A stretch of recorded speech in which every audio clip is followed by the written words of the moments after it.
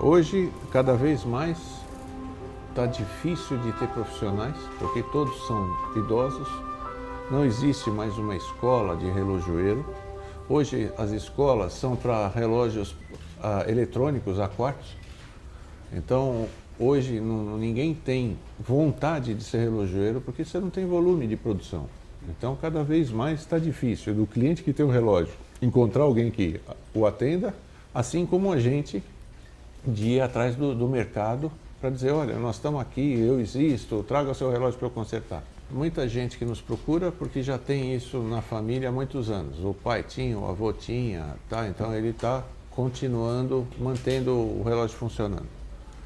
E a gente faz bastante propaganda na internet, no jornal, na Veja, como aconteceu recentemente. E isso traz gente do Brasil inteiro querendo preservar um bem de família. Tá? Hoje, eu digo sempre que a gente não conserta o relógio, a gente conserta uma peça de família. Tá? Então, isso aqui não tem um valor comercial simplesmente, tem um valor afetivo muito grande.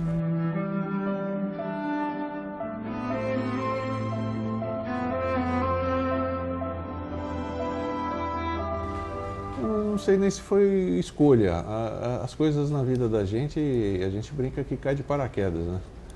Eu, há 20 e poucos anos atrás, estava desempregado e meu sogro estava doente, precisava fazer uma cirurgia, precisava se afastar daqui e não tinha quem ficasse aqui para tomar conta da empresa. Aí eu vim para cá para ficar 6 meses, eu estou há 27 anos. Nós começamos em casa, manuseando os relógios de família. E aí criou-se o gosto, o prazer em mexer com relógios. Na minha família nós temos relógios desde 1878 e esse relógio está conosco até hoje e sempre precisando de manutenção. Então desde criança a gente fuçava até aprender a lidar com o relógio. Para quem quer começar, é aquilo que eu falei para você, você tem que ter aptidão manual, ter paciência, gostar da coisa, né? E normalmente as pessoas começam como hobby. Então a pessoa tem um relógio em casa, começa a fuçar, e aí vai se desenvolvendo, entendeu? Agora, fazer disso uma profissão é bastante difícil, porque o mercado é muito restrito.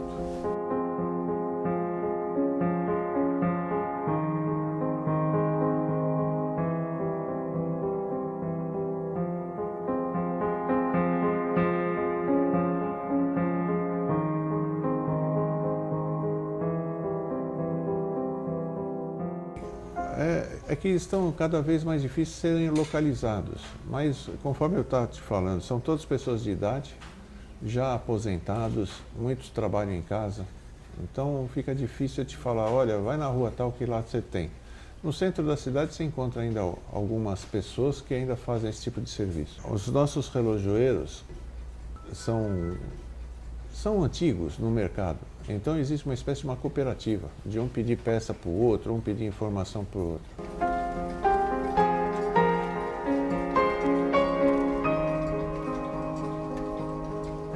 Bom, eu escolhi de profissão, eu sou engenheiro mecânico voltado ao mundo automobilístico. Sempre gostei de mexer com motores, com máquinas, então acho que estaria nesse ramo ainda de automóvel. Vai ficar cada vez mais difícil. As pessoas vão ter que, quem gosta, quem quiser preservar, procurar muito ou então se dedicar a aprender a mexer para consertar. Porque precisa de aptidão, precisa de força de vontade, entendeu? E para uma profissão que a rentabilidade não tem um salário, entendeu? Se você tiver sorte, tiver uma oficina boa, mas não tem um padrão, entendeu? Viver de hobby, no Brasil principalmente, onde muito poucas pessoas dão valor à cultura, valor às coisas do passado, entendeu? É difícil. É um dinossauro, fadado à extinção. A profissão é muito bonita, mas beleza não enche barriga. Então, cada vez mais vai ser difícil encontrar alguém que mexa com isso.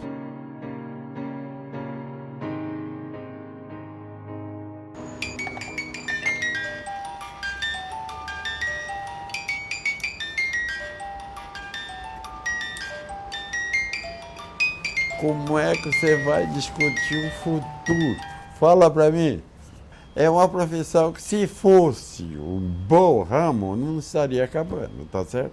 O máximo que se pode se dar, aí mais ou menos uns 5 anos é muito.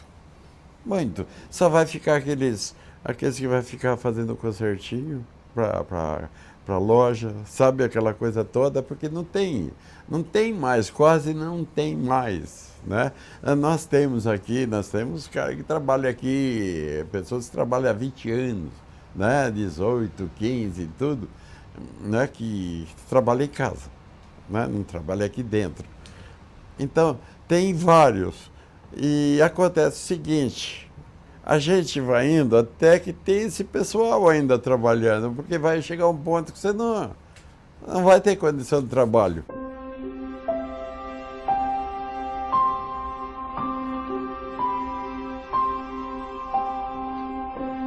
Numa cidade pequena que nem era lá 13, 14 mil habitantes, o sujeito é alfaiate, mecânico, o pedreiro, o marceneiro, qualquer outro tipo, só tinha que aprender profissões.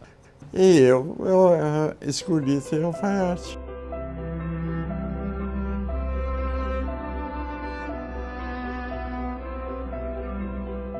Eu tenho 70 anos, eu comecei com 10. Eu tenho 60 anos de profissão. Porque o alfaiate também não pode ser novo. Você sabe disso? Muito novo, ele não sabe trabalhar ainda. Ele vai começar a ficar bom depois de 45 anos, 50 anos, 60 anos. Acontece o seguinte, verdadeiramente não tem professores para ensinar, entendeu? Verdadeiramente está aí, né? E outra, quem está ensinando, não está ensinando para o alfaiate, para ser alfaiate. Está ensinando para trabalhar numa fábrica e tal. Porque o alfaiate precisa trabalhar na mão, trabalhar com a mão.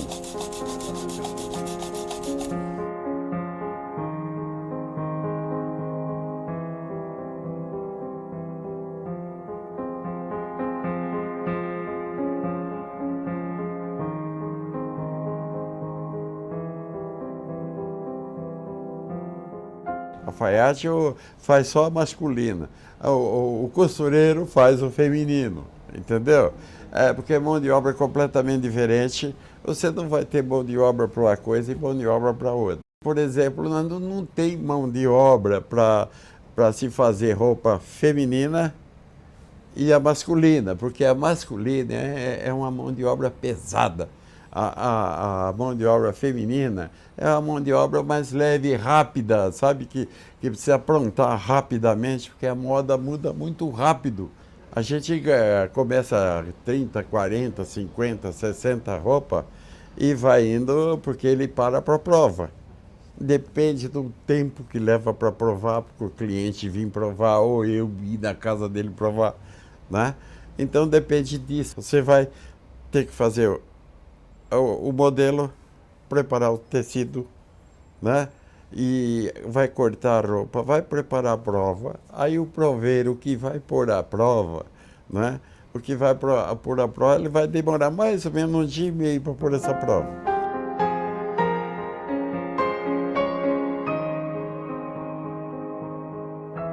Cliente ia ter de monte, entendeu? Mas não tinha quem ia fazer o serviço.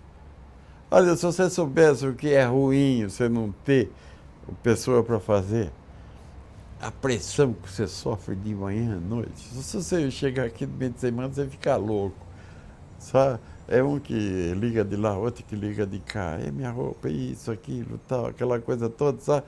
E você não tem nem mais desculpa para dar para o cliente. Você tem que chegar e falar assim, olha, meu, eu estou sem mão de obra para te fazer o serviço agora, precisa esperar um pouco.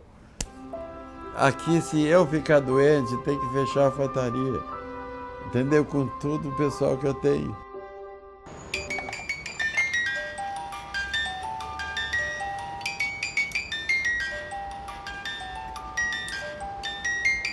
Desde a minha infância, onde eu vivi no Rio Grande do Sul, na cidade de Passo Fundo, criado com a minha família, desde a escola do meu primário, eu tinha a vocação já predestinada para ser mecânico, de alguma coisa eu seria. Inicialmente eu achava que ia ser de automóvel, que era o que mais eu via naquela ocasião, que tinha uma oficina mecânica bem próxima da minha casa. Com o passar do tempo, eu continuei trabalhando com mecânica. Não era de automóvel, mas qualquer objeto que estivesse a meu alcance, eu desmontava, consertava. E até os dias de hoje, eu trabalho com mecânica. Tornei-me mecanógrafo por ocasião. Eu, desde jovem, colecionava coisas, figurinha, bichinhos, caçava bichinhos. Sempre tive o hábito de colecionar coisas. E isso foi me remetendo até o dia que eu conheci uma máquina de escrever. Conhecia a máquina, mas nunca tinha visto uma como eu vi uma questão de uns 33 anos atrás aproximadamente. E essa máquina me chamou muito a atenção, por ser muito curiosa. Era uma máquina que tinha muitas peças e aquilo me fascinou. Então eu a comprei numa dessas feiras de antiguidade e levei para um mecanógrafo antigo, já na época, beirando seus 80 anos, para ele restaurar ela para mim. Era a única pessoa que podia ser qualificada para a época para fazer tal serviço. E quando o serviço ficou pronto, realmente eu não gostei do que eu vi. Eu achava que tinha que ficar em melhores condições. Aí a pessoa me falou, olha, eu sou o único que posso fazer e você vai ter que se contentar com isso. E aí eu disse a ele, não, eu vou desmontar essa máquina, eu mesmo vou consertar. E ele, por ironia do destino, ele brincou com a minha cara. Falou, não, você é tintureiro, você não vai. Eu faço isso há 50 anos, rapaz, você não vai nem tirar um parafuso, você não consegue mexer com uma máquina dessa. E eu comecei a mexer nessa máquina, a desmontar. Um amigo meu que trabalhava com isso daí, um mecanógrafo, já também numa boa idade, veio lá, viu eu trabalhando, falou, o que você está fazendo? Eu falei, eu quero mexer na máquina, eu quero fazer isso. Expliquei a ele o que eu queria fazer. Ele falou, não, mas a máquina está boa. Aí eu falei quem tinha consertado ela. Ele falou, não, mas ele é bom nisso. Eu falei, não. Aí ele viu que eu não ia desistir, me deu algumas dicas dos nomes das peças e as funções. E eu consegui fazer o tal trabalho, e depois, inclusive, a própria pessoa viu e me parabenizou. Falou, poxa, parabéns, cara, você vai se dar bem nisso daí. E eu me especializei nisso. Estudo, sou apaixonado, descobri que a minha vocação, a mecânica que eu tanto queria era essa realmente, não era o automóvel não. Que, aliás, nem eu tenho, não tenho a menor atração pelo automóvel, né? Mas sim pela mecânica.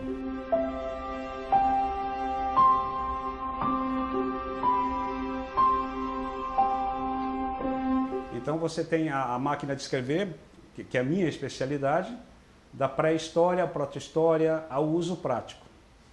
Então eu tenho literatura nesse campo, né, tenho essa sala cultural que eu montei, contando toda essa trajetória, envolvendo a evolução da mecânica, da máquina de escrever em si, né, e os bens que ela trouxe para a sociedade, especialmente colocando a mulher no mercado de trabalho que até então não existia para ela, que eram os escritórios, as repartições públicas, e o homem era o escrevente.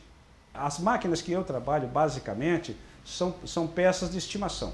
Eu restauro, conserto máquinas para firmas. Tem muitas firmas que ainda as usam em determinadas funções. Não totalmente, mas há muitas firmas que ainda fazem. Naquela época, não era diferente. Você tem uma máquina, era do meu pai, da minha mãe, do meu avô, era da minha empresa quando eu comecei. De alguma forma você está ligado a ela afetivamente.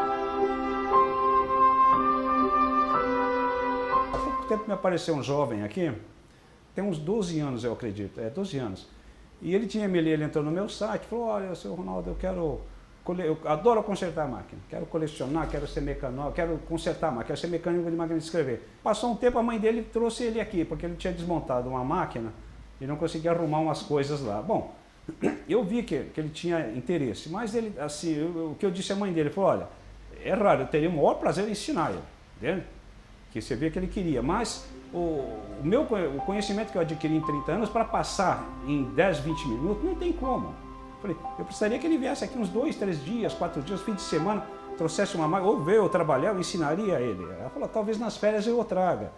Entende? Teria, porque é raridade.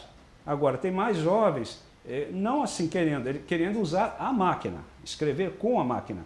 E quase todos estão no ramo de jornalismo. Meu pai é escritor. Sempre foi, meu pai tem 91 anos. E a datilografia foi tão importante que eu tenho aqui, por exemplo, tem o diploma dele aqui, nessa vasilhinha, tirado em 42. Entendeu? E tem a nomeação dele como datilógrafo comissionado para a aeronáutica, da 34ª base de Porto Alegre, assinado pelo então presidente Getúlio Dornelles Vargas e o vice-presidente Eurico Gaspar Dutra e o ministro da Guerra na época, que assinou no dia da posse. Nos últimos 10 anos, tem dado muito mais gente jovem comprando máquina, pegando máquina do vovô ou da vovó para consertar por uma curiosidade, por achar graça. E isso causa um interesse, a ponto de você querer estudar a história do objeto, né? Essa é uma formação que eu tive desde pequeno de colecionismo. E o colecionismo vai te remetendo, dependendo do que você coleciona. Se você veja esse relógio, se você colecionar relógio, você vai estudar a história do relógio. Você vai viajar através do tempo por culturas diferentes. Então, o colecionismo deveria ser, inclusive, matéria para o 1º e 2º grau. Porque a criança estuda pelo prazer. Quando você é obrigado a fazer uma coisa, você faz contra a sua vontade. Mas se você coleciona alguma coisa que te dá prazer, e você vai estudar a história dela, não precisa ninguém mandar. E estudando a história do carrinho, da bicicleta, de qualquer coisa, você está tendo cultura, vai te remeter a museus, você vai conhecer colecionadores, você vai enriquecer a sua vida. Né? E isso que seria bacana. E isso me salvou a minha vida, porque eu fiquei muito tempo sozinho. Então eu falo assim para as pessoas, olha, às vezes você não valoriza o que era do seu pai, da sua mãe, seja lá o que for, um móvel, guarde. Se você puder, guarde, não jogue fora, não venda por qualquer... dá 50 reais, leva essa cadeira. Aí um dia você vê uma cadeira daquela bonita num filme, numa loja, fala, puxa, a cadeira da minha mãe tinha uma igualzinha dessa lá em casa, onde é que está? Você não lembra que você vendeu? Ou eu dei, joguei fora, foi pro ferro velho, estava aí encostado essa porcaria. Então guarde, porque quem não tem história, não tem futuro.